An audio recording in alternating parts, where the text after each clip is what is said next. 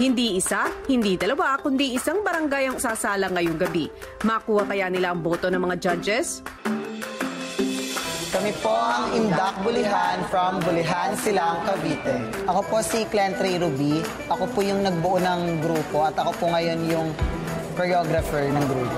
Bali, nagsimula po yung grupo sa loob ng Bulihan National High School. Tapos nag-compete po kami sa isang inter-school. Bali, nagsimula po kami ng 11 members hanggang sa nakitaan ko po sila ng potential. Kaya po nag-decide ako na ipagpatuloy yung trainings para mag-compete din sa mas malalaki pang competitions. Karamihan po sa grupo namin ay part ng isang children's organization. Ito po yung AYM or Active Youth Movement.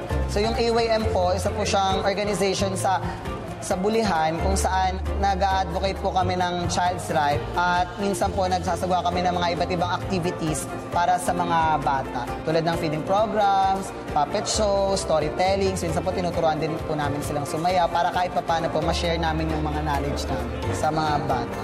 Sumali kami sa PGT, unang-una syempre para maging inspirasyon din sa mga bata na kahit nandito kami, hindi namin dinadala yung grupo, pero dinadala namin yung buong Bulihan. Lahat ng tao sa Bulihan. Wow! Ang dami! Magic! Yeah! Ang dami nyo. Ilan ba yung grupo nyo? Members Actually po, yung members po namin ngayon nasasayo is 48.